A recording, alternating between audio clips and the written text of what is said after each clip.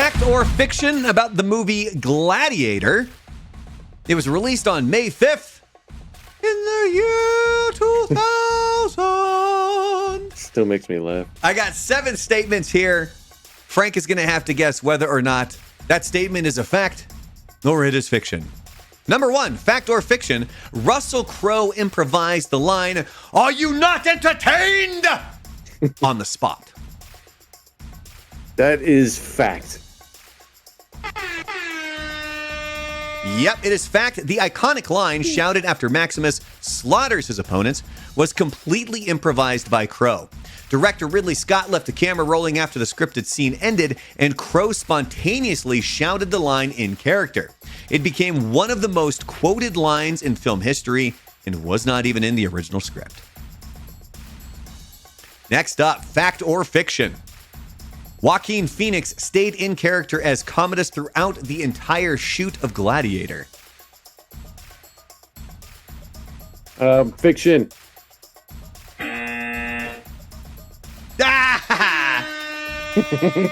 Yeah, that's fiction. So he gave an incredibly intense performance, but he didn't go full method actor for this movie. Now, he has said that he deliberately stayed distant from Russell Crowe off camera to maintain the tension between Maximus and Commodus, but he didn't live as the character on set. However, the emotional weight of the role did take a personal toll on him during production. Did the Val Kilmer from The Top Doors? Gun.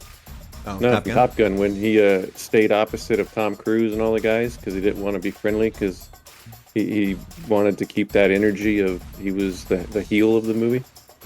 Yeah, that kind of reminds me of Saving Private Ryan and how all of the guys that were essentially the team to go save Private Ryan, they had to go through all this boot camp stuff.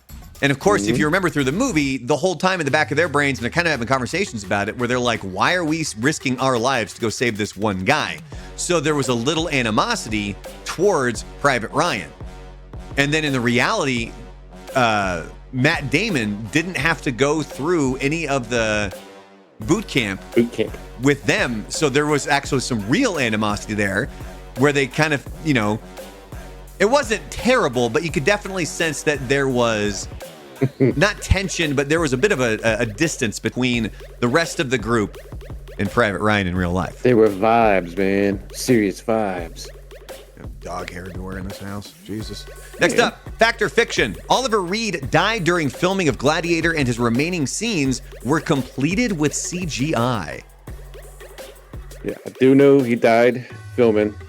My man loved to drink, was living the life. I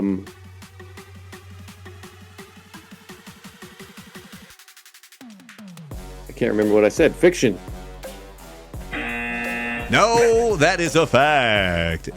Actor Oliver Reed, who played Proximo, tragically died of a heart attack during filming. The production team used early CGI and a body double to complete his remaining scenes, a process that cost millions, and it was controversial at the time. Despite the tragedy, the team managed to honor his performance and finish the story without fully rewriting his arc. So now, this begs the question. What are some of the worst CGI where they were trying to de-age or even bring an actor back from the dead for a role? Obviously, I have this up because Grand Moff Tarkin is one of the first ones that comes to mind. What was the Irishman movie where they were trying to turn 80-year-old I couldn't get past it. Pesci and all those guys younger again? I hear that movie is great. I can't get past that CGI. I cannot get past it. Yeah. I think that's like the big thing about that was the CGI was so wild or weird on it. Well, because they still move like old men. Yeah, like that's they're what it old. Was. That was the whole joke I think Ricky Gervais said about it was he got like these 80-year. See, that one wasn't bad, but like I know people were complaining about when she talked, like the lip movement wasn't perfect. But that was when early on when this stuff was becoming a thing. Yeah, that's when it gets me is it's when they speak and their faces aren't making natural movements, and that really kind of pulls you out of it. Let us know in the comments, by the way, if somebody they brought back, or they just tried to de-age, because remember they had like, Robert Downey. I always love those memes out there where it's like the MCU and all this other stuff trying to de-age, and it's got like a young Robert Downey Jr. When it's him supposed to be the kid and he's talking to his parents. And then it was like, but then there's the Saw franchise, and they literally just have him in a backwards cap, and that's supposed to make him like 30 years younger. Well, remember like the guy, Steve Buscemi, dude. He's like, hey, fellow kids. Hey, fellow kid. Remember that guy that was going online and was doing the Tom Cruise fake? Oh yeah. Like, he was actually hired by like studios in Hollywood because they couldn't better mimic than some the of the quality stuff that he they was were doing. going to. Yeah. And he's now making money doing that for these studios. That his quality was 100 times better on YouTube than what you were getting in the theaters. It's almost And kind I think of like Tom Cruise sued him. Going back to like Jurassic Park and seeing how good Jurassic Park CGI and effects were compared to now. Like that still holds up. It's crazy. That was 30 years ago. Mm-hmm. Next up. Oh, who does this look like?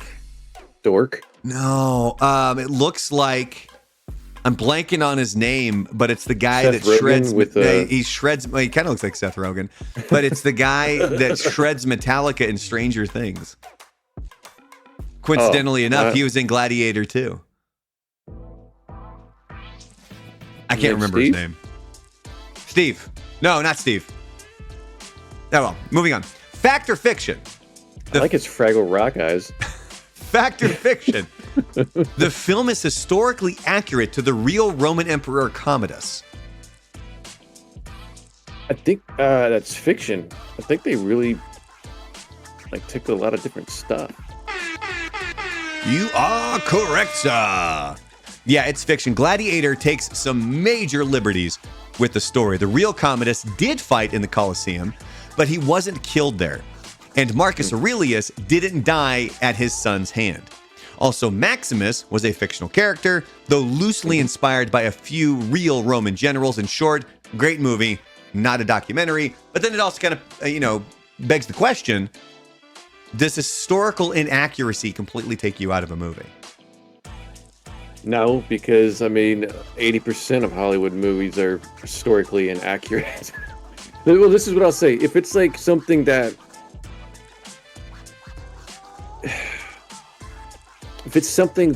is well known, like that has, I guess, on like a social stance, history wise, like as long as you're not chained, like you have those World War II movies where you have like the guys they're chasing gold and they're blowing up. Not like those, those aren't historically accurate. They're just fun. I hate the ones where like it's a social type movie.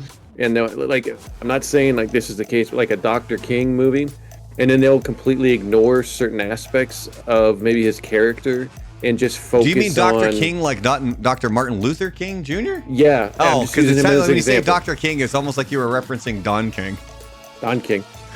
No, just using him as an example. Well, then when they take a historical figure and like you had with Freddie Mercury when they did that movie. That's the one I was going to bring up, Bohemian Rhapsody. Right. That one. That annoys me. I can enjoy it because it's Queen, and I like watching that. But in general, the ending of that movie pisses me off. Yeah, because they're like, hey, remember all these 4 major events? Let's all put them in one day. I don't like those movies where the person was like a complete a-hole, and they never talk about that. They only want to talk about the positive side of the individual, and they don't. And then I also hate the ones where they just focus on all the negativity and don't talk. It's like you got to have the good with the bad, but that's Hollywood, though. They're going to make a story on what they think is art. So it's actually the facts of life. You take the good, you take the bad, take them both, and there you have facts of life. All right, next up. Fact or fiction?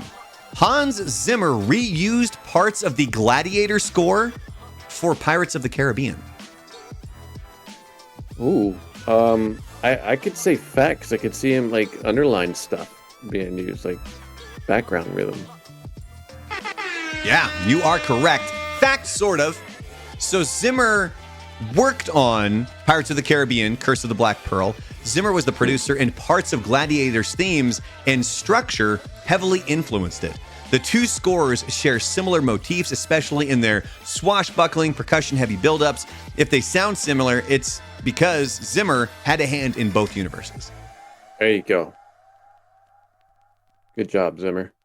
Next up, fact or fiction. The production of the movie Gladiator built a full-scale Colosseum in the middle of Rome for filming. That's fiction. That is fiction. They filmed part of the movie in Malta, where they built a partial replica of the Colosseum, about 1/3 of the structure. The rest was completed with CGI and digital crowd duplication, which was groundbreaking at the time. Remember, this came out in the year 2000. It gave the illusion of scale without needing a full reconstruction in Rome. I remember seeing like the behind-the-scenes stuff about that movie. Maybe it was leading up to the Oscars that year. I can't recall. And about the CGI and how everything was added into the Colosseum, statues, the upper levels, the people, and I was like, damn, that's actually pretty good. Right? All right, final one. You got 4 points here, Frank. Number 7. Fact or fiction? Fact or fiction? Gladiator was originally supposed to end with Maximus surviving and becoming emperor. I heard that. It's a fact. I could be wrong, but I swear I heard it, and it's a fact. No, I'm sorry. That I was misled, you bastards. I love it when you're that confident. Maximus dying at the end was always the intended ending, a way to complete his arc and give him peace and reunion with his family. However, Ridley Scott has joked about a rejected sequel idea where Maximus would be reincarnated throughout time and fight in multiple historical eras. Oh my God. Thankfully, that idea has never gone past the joke stage.